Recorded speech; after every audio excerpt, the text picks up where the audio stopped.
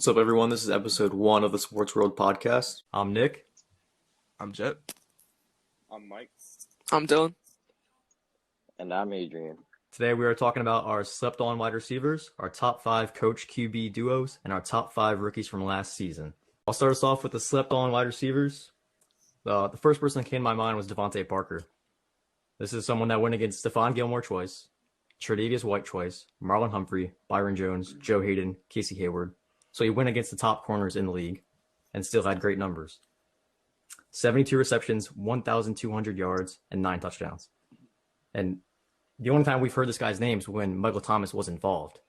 He had Ryan Fitzpatrick and Josh Rosen throwing the ball all year. So I think he's being heavily slept on by everyone. Yeah, I like that one. Another receiver that came to my mind was Marquise Brown. This is someone who missed multiple games, was limited in four games, and played with a hurt foot in the rest. He was in an offense that shattered rushing records and still had really decent numbers for a rookie wide receiver. He had 46 receptions, 584 yards, and 7 touchdowns. DeAndre Hopkins, Tyreek Hill, Julio Jones, Devontae Adams, Stephon Diggs, Adam Thielen, and Odell Beckham all had 7 or less touchdowns as well. And just like Devontae Parker, we don't hear this man's name anywhere. All right? Yeah, no, I think he has the potential to be like just as good as a deep threat as like some of the bigger names. I think that's a really good one. Appreciate it. Yeah, and considering how, you hear Ravens and you think run, it's a lot of different schemes for defense. So it's a lot easier for him to be open on specific routes because you have the defense flowing another way and you have a mobile quarterback who can get the ball to wherever in the field. Exactly. I like that pick too, just because of especially because of the injury factor that he played so well, even dealing with multiple injuries. All right, Jet, we'll go to you. All right, yeah. So my first one, I went with the guy who actually didn't start a football game in 2019, Kendrick Bourne of the 49ers. He's not necessarily somebody I expect to absolutely explode next year or anything like that, but I think he contributed a lot to the 49ers run and is pretty undervalued. He played 16 games off the bench. He averaged 11.9 yards per catch on 30 catches and added 5 touchdowns, which, by the way, was more than DJ Moore, Odell Beckham, and Alshon Jeffrey. So, yeah, I just think he's super underrated. I agree. Do you have another one? Yeah, all right. For my next one, I just knew when Nick gave us this topic, I wasn't going to let this man not be said. I went with Hunter Renfrow of the Raiders. Renfrow was super productive as the Raiders slot receiver last year. And something a lot of people may not know is that he actually finished 7th in the NFL in percentage of catchable balls caught. Now, he's not somebody that is going to burn people 40 yards down the field or anything like that. But if the Raiders needed to convert a third and medium last year, Derek Carr often found himself looking his way. I think the dude's a machine, and he definitely deserves to be talked about a bit more. That's a good point. I definitely agree on that.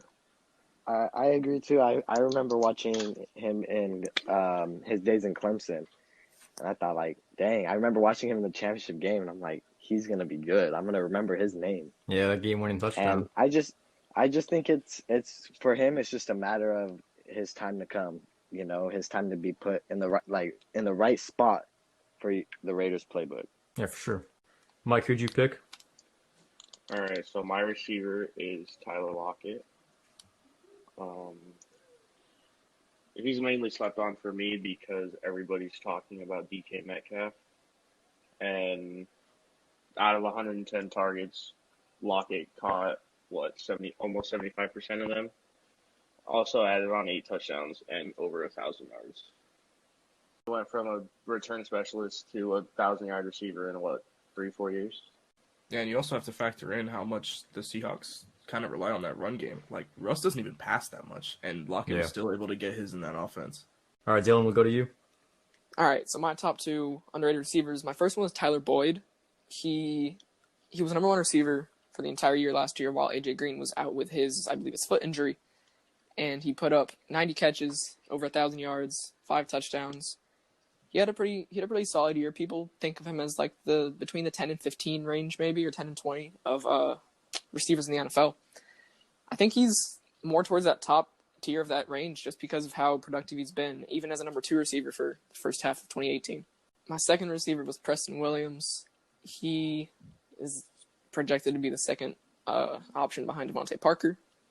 And again, just like Nick said, he had Josh Rosen, he had Fitzpatrick thrown to him, and now he's going to have Tua, who should be an upgrade over those guys. Plus, they drafted 2 offensive linemen, and Austin Jackson and Solomon Kinley, who could be starters day one. And I think Williams, he's like 6'4", 220. He's Yeah, he's huge. He's a freak, and he's going to just be able to. That's a receiver. He's going to be able to put up great stats with along with Devontae Parker, just because he'll be going against the lesser of the 2 corners on the opposing team, and I think he'll just be able to put up great stats. Yeah. Like you said, I picked the Dolphins receiver because I'm high on Tua this year. I know a lot of people aren't, but I mean, I really do feel like he's going to be a huge improvement on Fitzpatrick and Rosen. I see what you're saying. I think he'll be great. All right, Adrian. I'll keep this short and sweet. For my receiver, I picked Michael Gallup. Going into this upcoming season, he's already established chemistry with Dak Prescott. Dak likes Gallup more than he does Coop. It was his second year last year. He had, I think, 1,100 yards as a number 2 receiver. The Cowboys have a lot of weapons, and I think that Gallup's just going to be that one person that, everybody kind of forgets about. And I think on other teams, he could definitely be a number 1 receiver. Oh, yeah. And they're adding CeeDee Lamb, so he's going to have less focus on him this year as he did last year. Yeah. 100%. Oh, yeah. I think he'll be thought of as like the 3rd best receiver on that team, when in reality, at least for now, he's number 2. All right. Now we're heading to our QB coach duos, and Jet, we'll start with you on this one. Coming in at number 5 for me, I went with Carson Wentz and Doug Peterson here. So this has to be one of my favorite duos in the league. There's honestly nobody I trust more as a play caller in a big spot than Doug Peterson. I think Carson Wentz is going to have a big year where he has to prove himself, and I think he's going to rise to the occasion, and they're going to be a top 5 duo. Number 4 for me, I went with Breeze and Peyton. So on a typical year, I think Breeze and Sean Payton would be higher, but coming off yet another shortened playoff run, I do have small concerns about them.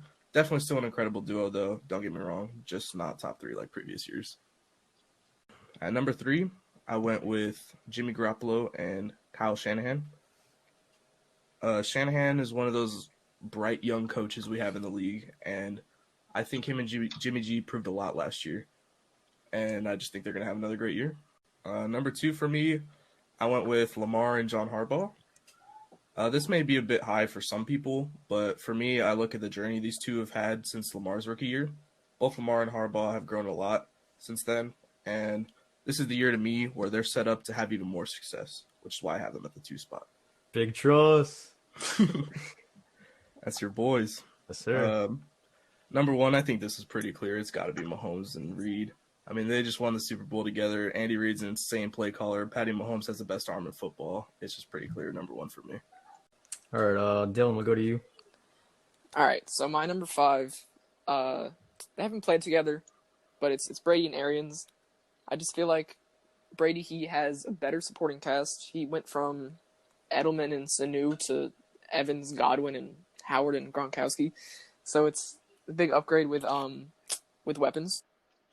Arians is just he's a good coach. I think he's just very solid, and I'm excited to see how they'll play in the stacked NFC South this year. My number 4 is Breeze and Peyton. I just like Jet said, I mean they've just been consistent for so long, and it's Breeze is he's getting up there in age, and his receiving core got an upgrade this year. They signed Emmanuel Sanders over from San Francisco. Oh, true. So I just think this QB coach duo has just been so productive over the years, and I don't see that stopping this year. At number 3, I had Lamar Jackson and John Harbaugh. They have just made a great tandem for the past year and the second part of last season, and Lamar has just grown so much since he took over for Joe Flacco, and so has Harbaugh. And I think with these two running the show, they're going to be elite for the next decade. At number 2, I have Russell Wilson and Pete Carroll. That's a duo that Jet did not include on his list, and I'm just thinking that Wilson and Carroll, they had so many great years during the 2010s. They had a great defense, and Wilson's just such a talented quarterback that his weapons they're good, but they're not like elite, and he's making it work. He's just so good, and I think that team's going to be as long as Russell Wilson's there, they'll at least have a chance to be in the playoffs every year. Oh yeah, I mean Wilson, top 2, top 3 quarterback in the NFL. Pete Carroll's Right. arguably the best coach in the NFC. I mean, number 2 makes sense. They're set up. I mean, if I could touch on my thought process for a second. Yeah. I was thinking more of recency rather than as a career. So I think that if Carson Wentz was healthy and they had healthy players last year for the playoffs, I think they would have steamrolled the Seahawks. So I honestly think the Eagles are the better team right now. That's why I kept Russ and Yeah, Carroll. you're really high on You the think Eagles. you think that Carson Wentz would beat Seattle in the playoffs? Yeah. If his Yes, I receivers do. were healthy, then they definitely had a shot. They almost did it with a 40-year-old down. And Wait, no wait. receivers. 20. Now they have receivers. He Wentz is wasn't going to be throwing to healthy. Greg Ward all the time. Yeah.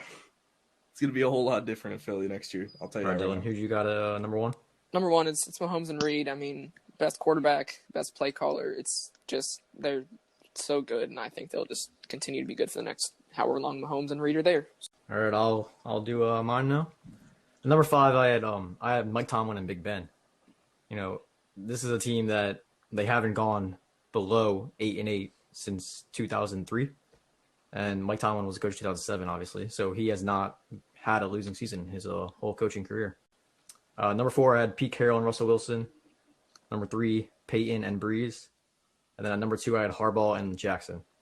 So I obviously there's no way we'll be able to know, but I don't believe Lamar Jackson would be the MVP that he is today if he was on a different offense.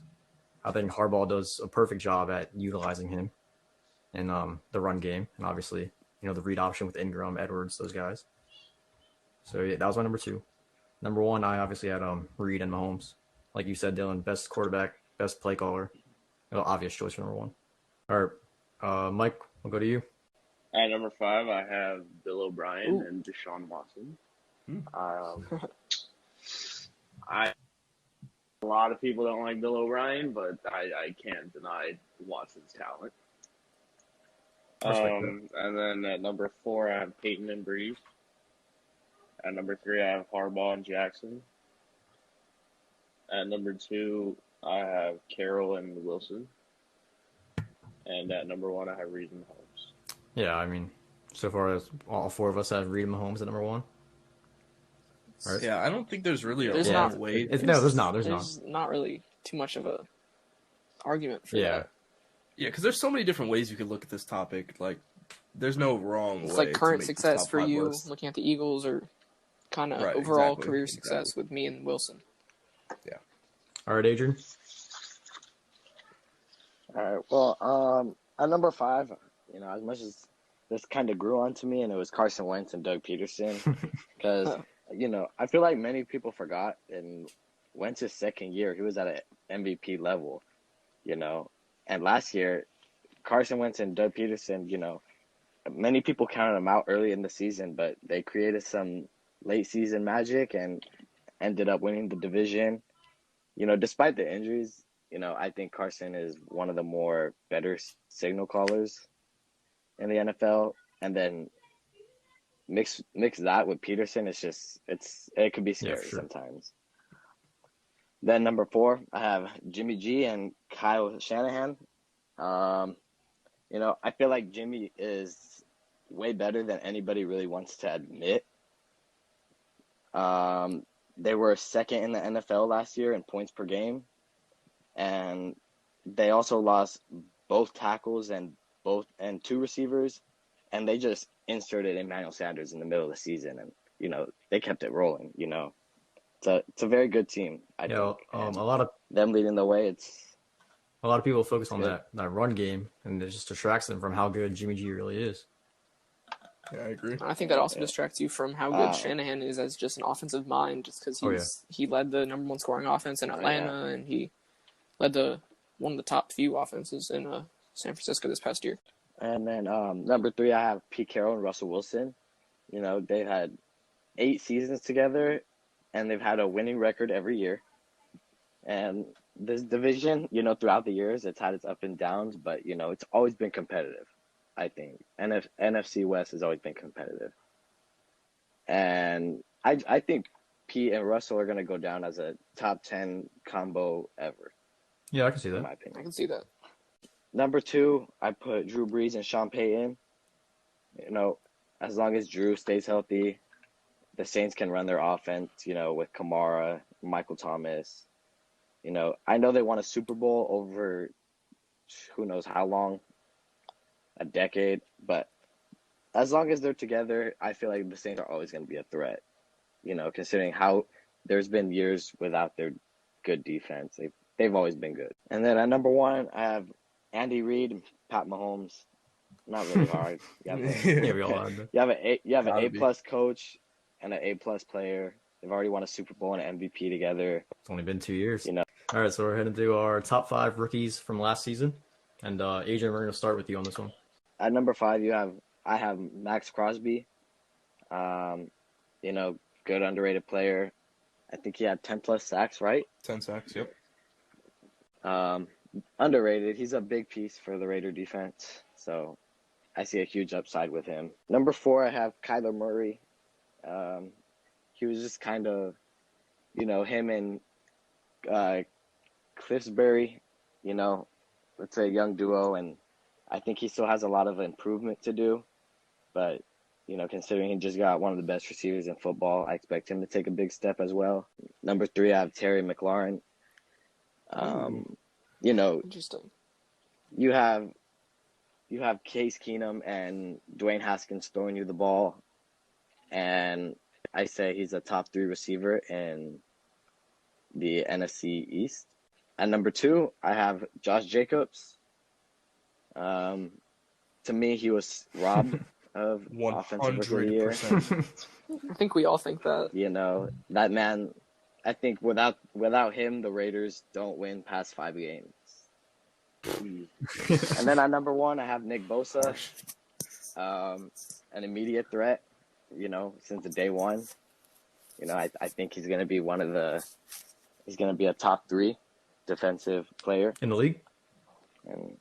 in the league, Yeah, I can see that. Yeah. 100%. All right, Mike. All right, at number 5, I have Max Crosby. You know, for a 4th round pick, he didn't do too shabby. At number 4, I have who I think was the best rookie receiver, AJ Brown. He had over 1,000 yards rookie year. I mean, Yeah, and that was right outside my list for me. It was hard not to. and he put did it that in. with an offense that runs around Henry. Or And revolves around he Henry. did that with Mariota playing some of the Oh, games. true. Tannehill didn't come in until like week Week 6, I or think, 7. right? Yeah. All right, number 3. number 3, I have Kyler Murray. Only because he won Offensive Rookie of the Year, I felt obligated to put him in, even though he didn't deserve it. At number 2, I have the should have been Offensive Rookie of the Year, Josh Jacobs. And at number 1, I have Nick Bosa. Yeah, makes sense. All right, Dylan, we'll go to you for the next one. All right, so this is one that has not been mentioned yet. Number 5, I had Josh Allen from Jacksonville. Ooh. He played just over 60% of snaps for that Jacksonville defense, and he also had Calais Campbell and Yannick Ngakoue playing, and he got like stats that are similar or slightly better than those that you consider as like the upper echelon of edge rushers and pass rushers. So I think he failed number 7, and that was just a great pick by Jacksonville in a team that hasn't had a lot of great drafting success recently. That was one of their big hits. Joke. Number 4, I have AJ Brown, and just as I mentioned a few minutes ago, that he had Mariota for 5 games, and Derrick Henry was like the main focus of the offense, and he still had over 1,000 yards. That's pretty incredible. He's just a great deep threat, and he's a good he's good at getting separation, which is really important for a receiver, especially for being a rookie. He did that very well last year. Kyler Murray is at 3 for me. He played well last year with a very bad offensive line and not amazing weapons, and he just added DeAndre Hopkins, and he has a great offensive mind in Cliff Kingsbury. So I think he's just going to continue to be a solid quarterback as he gets a few more years under his belt. Number 2, Josh Jacobs. He played, I'm not sure how many games, but with a separated shoulder. which is really impressive for a running back who's got that many carries and that many yards to have been playing with a big-time injury. And so I think he should win Offensive Rookie of the Year anyways. And then number 1, Nick Bosa. What were you going to say? I hope the Raiders keep Josh Jacobs. I hope they don't let him walk. They should they have definitely their keep him pass for as long as they can. Is that I right? agree. And then number 1, it's Nick Bosa. He was the most dominant rookie, and I think he'll be one of the premier edge rushers for the next decade plus. I know this might not be a popular opinion, but I think Kyler Murray could win MVP this season. Just saying, just putting it out there. Yeah, Yeah, you're the putting it potential's out there. definitely there. Far I'm just off. putting it out You're there. just putting it out there. Nobody's going to say anything. Putting it out there now, episode 1. So when it happens, I don't get crap for it. He can be runner up for. Wait a minute. All right, Jet. Yeah, so at number 5, I went with Max Crosby. I think he's someone that's a lot more valuable to his team than a lot of people realize. The Raiders finished the 2018 season with an abysmal 13 sacks as a team, which was by far a league low. The following year, in steps this 4th-round pick from Eastern Michigan, who had to fight his way into a starting spot. Finally earns it like week 5. He then goes to post 10 of the team's 32 sacks, which was more than Nick Bosa, and 16 tackles for loss, which was tied with Nick Bosa. Yeah. Obviously, I'm not saying Crosby is better than Bosa, but the Raiders desperately needed help with the pass rush, and Max delivered in a massive way as just a 4th-round draft choice. So yeah, that's why he's at number 5 for me. Someone story. did their research. He definitely needs some more recognition. Number 4 for me was A.J. Brown. I think he's the best receiver in the class, point blank, period. Sir. Only one to eclipse 1,000 yards. Another stat that I thought was pretty crazy is that he had the 2nd highest average yards per route run in the last decade. I think that is insane, and that shouldn't be overlooked. Number 3, I went Kyler Murray. Won the Offensive Rookie of the Year somehow, but I think he's got insane potential. He's going to be really good this year. Number 2, Josh Jacobs. Number 1, Nick Bosa. I think that's all of our 2 and 1, pretty much. I like that All stat right. with A.J. Brown just because he's like, everyone knows he's a deep threat, but I didn't know that he was running the 2nd most yards per target or yards per target or yards per catch? Yards per route run. Yards per route run. Okay. Well, that's insane. And that's like the complete opposite of Michael Thomas. Who ran You hate Michael Thomas. just throwing it out there, he ran 7. The Saints in general. This guy hates Michael He Thomas, caught man. 7 balls that were past 20 yards. Yeah, but- Just All saying. right, I'll get into that in a future episode because All I don't right. understand that comment that everyone makes. All right, but for me, I put Terry McLaurin at number 5, and then AJ Brown at number 4. I mean, a lot of people say McLaurin and DK are better than AJ Brown. I don't know why, because I think it's not even close that he's the best receiver from that class. But at number 3, I had Kyler Murray. Number 2, I actually had Nick Bosa. And number 1, I had Josh Jacobs. I love that. Dang. Because I feel like he just completely turned this Raiders franchise around. Yeah. I feel without him, I feel like their future, it's just not bright. I mean, you could He say the turned same it about around. the 49ers. I mean, they went from 2nd overall pick to That's Super true, Bowl. but they also had a top offense and a top defense. Obviously, Yeah. Bosa helped top defense. Dylan, they did that, but like, it's not like they did. Like, I mean, Without Bosa, that 49ers team could still Like, their been a D-line, playoff it team. was Their still- D-line was still the only amazing. The only reason they did terrible was because they didn't really have a quarterback that year. They had Nick Mullins for most of the season. Nick Mullins, C.J. Beathard. Yeah. Yeah, I'm not taking anything away from Oakland. I'm just saying that you can make the same argument. But I like the Yeah. bold pick of Vegas. putting Jacobs at 1. Yeah, so that's why I had Jacobs at 1. I mean, he turned the whole franchise around. All right, that's going to do it for episode 1. If you made it through the whole episode, we really appreciate you. This episode was kind of just a warm-up, and it was just our list. We're going to make sure we get more debates for you guys in future episodes. Thank you.